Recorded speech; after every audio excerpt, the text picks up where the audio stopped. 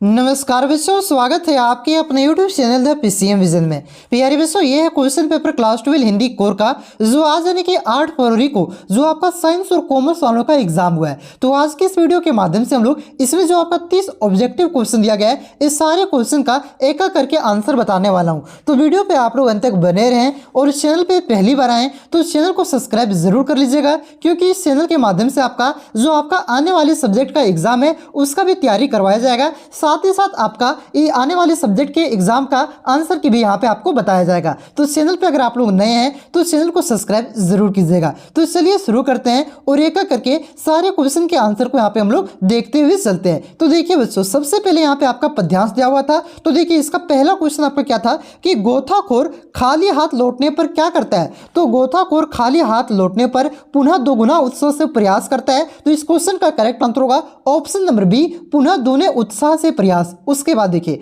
अगला क्वेश्चन आपका क्या है कि कोशिश करने वालों को क्या मिलता है। तो कोशिश करने वालों को हमेशा सफलता मिलता है। ऑप्शन नंबर ए इसका करेक्ट आंसर होगा सफलता। उसके बाद देखिए अगला क्वेश्चन आपका क्या है कि असफल होने पर व्यक्ति को क्या करना चाहिए। तो असफल होने पर व्यक्ति को कमियां देखनी और सुधारनी चाहिए, ठीक है, वो असफल क्यों हो रहा है। तो इस क्वेश्चन का करेक्ट आंसर होगा ऑप्शन नंबर 3, ठीक है। ये नहीं होगा पुनः प्रयास करना चाहिए, ये नहीं होगा, ठीक है। ऑप्शन नंबर 3 इसका करेक्ट आंसर होगा। ऑप्शन नंबर सी पैसेज के अनुसार आपका यहाँ पे देखिए लिखा गया है। आपका कहाँ पे लिखा गया है, तो देखिए यहाँ पे आपका लिखा गया है कि असफलता एक चुनौती है, स्वीकार करो, क्या कमी रह गई देखो और सुधार करो, ठीक है। तो क्या कमी रह गई उसको देखना है और सुधार करना है। तो इस क्वेश्चन का करेक्ट आंसर होगा ऑप्शन नंबर सी। उसके बाद देखिए अगला क्वेश्चन आपका क्या है कि असफलता क्या है। तो असफलता चुनौती है। ऑप्शन नंबर ए इसका करेक्ट आंसर होगा चुनौती। अगला क्वेश्चन देखिए, अगला क्वेश्चन यहां से देखिए आपका गद्यांश था और इस गद्यांश को पढ़ करके क्वेश्चन नंबर 5 से लेकर के 8 तक के प्रश्नों को उत्तर देना था। तो देखिए क्वेश्चन क्या आपका कि आमदनी से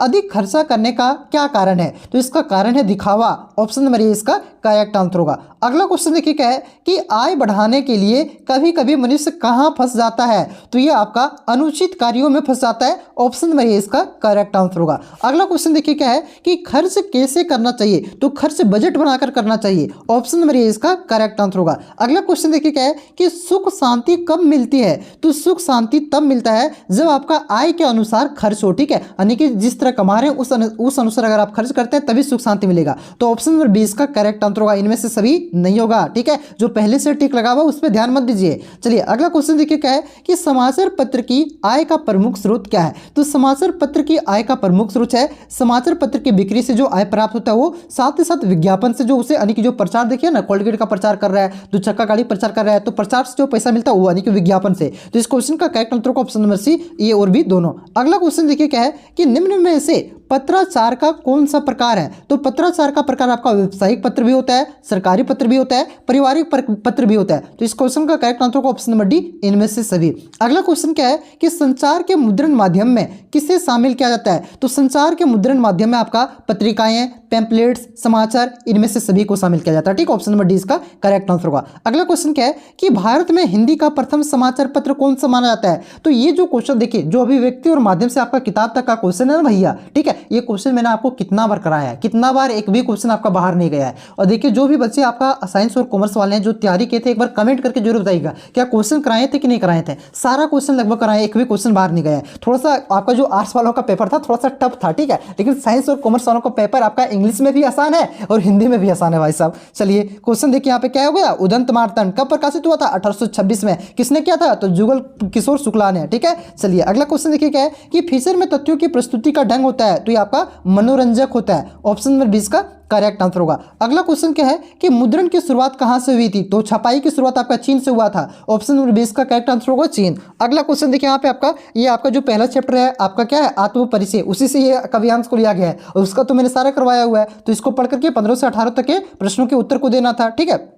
तो देखिए क्या है क्वेश्चन आपका कि कवि के रोने को संसार क्या कहता है। तो यहाँ पे आपको शुरू, यहाँ पे मिल जाएगा शुरू में जी, देखिए ना, मैं रोया इसको तुम कहते हो गाना, यानी कि कौन रो रहा है, कवि कह रहा है कि मैं रोया तुम इसको कहते हो गाना, ठीक है। तो क्या कहता है विश्व, यानी कि जो आपका संसार, इसे कहता है गाना भाई साहब। ऑप्शन नंबर ये इसका करेक्ट आंसर होगा। अगला क्वेश्चन देखिए क्या है कि कवि फूट पड़ा संसार क्या कहता है। तो कवि जब फूट पड़ता है तो संसार उसे क्या कहते हैं, तो संसार उसे छंद बनाना कहते हैं कि भाई एक कविता लिख रहा है, एक कविता टाइप का लिख रहा है, ठीक है। तो ऑप्शन नंबर ये इसका करेक्ट आंसर होगा। बहुत ही बेहतरीन कविता है आत्म परिचय, इसे आप लोग जरूर पढ़िएगा, नहीं पढ़े तो। देखिए अगला क्वेश्चन क्या है कि प्रस्तुत पंक्तियों की रचयिता कौन है। तो पहली सी बात है आत्म परिचय के रचयिता कौन है। देखिए मैंने आपको बोला था कि सभी चैप्टर के जो राइटर का नाम है उसे आप लोग याद कर लीजिएगा, और उसी से आपका लगभग 5 क्वेश्चन आया, सोचिए 5 नंबर राइटर से खाली। बताइए कौन है इसके, तो बताइए ना भाई साहब, इसके हैं Harivansh Rai Bachchan. Option number C इसका करेक्ट आंसर होगा। ऑप्शन से भी छाट सकते थे, महादेवी वर्मा ने कोई आपकी किताब में कविता है ये नहीं है, आपका जयशंकर प्रसाद का कोई कविता है ये नहीं है, ठीक है। आपका है सूर्यकांत त्रिपाठी निराला का,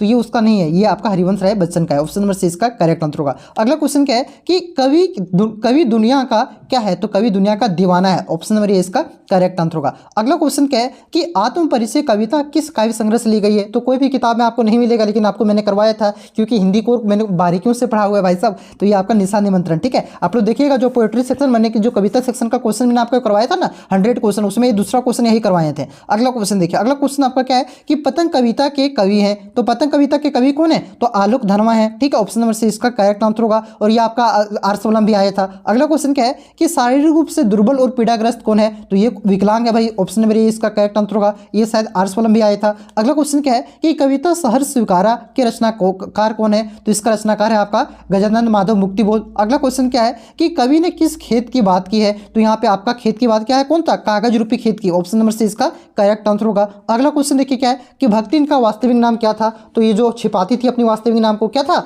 लक्ष्मी, ना तो लक्ष्मी, ठीक है। ऑप्शन नंबर डी इसका करेक्ट आंसर होगा। अगला क्वेश्चन क्या है कि बाजार दर्शन पाठ के लेखक कौन है, जैनेंद्र कुमार है। 5-6 क्वेश्चन आ गया भाई साहब। अगला क्वेश्चन देखिए क्या है कि लुटन सिंह पहलवान किस उम्र में अनाथ हो गया था, माता पिता कब मरा था इसका, 9 वर्ष में। इसके सास ने इसे पालपुर का सबसे बड़ा किया था। अगला क्वेश्चन क्या है कि सिल्वर विनिंग पाठ के लेखक कौन है, बल्कि लेखक से सारा क्वेश्चन आ गया है। ऑप्शन नंबर ए इसका करेक्ट आंसर होगा मनोहर श्याम जोशी। अगला क्वेश्चन क्या है कि जूझ नामक पाठ मूल रूप से किस भाषा में लिखा गया है। तो देखिए भैया जूझ का स्पेशल चैप्टर मैंने आपको एगो करवाया था, वहां पे बताया था ये जो चैप्टर है मूल रूप से आपका ये मराठी भाषा में लिखा गया है। ऑप्शन नंबर सी इसका करेक्ट आंसर होगा मराठी। किसने लिखा है, आनंद आदम ने लिखा है, जिसे वहां पे आपका कहानी में आनंदा के नाम से मेंशन किया गया है। अगला क्वेश्चन देखिए क्या है कि अतीत के दबे पाव के लेखक कौन है, तो ये आपका आर्सवलम भी आया था, आपका भी आया है, मतलब लेखक वाला बढ़ी दे दिया जी, ओम थानवी होगा इसका आंसर। अगला क्वेश्चन क्या है कि मोहनजोदड़ो का अर्थ क्या होता है, तो मोहनजोदड़ो का अर्थ होता है मृतकों का टीला, यानी कि मुर्दों का टीला, ठीक है। तो इस क्वेश्चन का करेक्ट आंसर होगा ऑप्शन नंबर सी। तो प्यारे बच्चों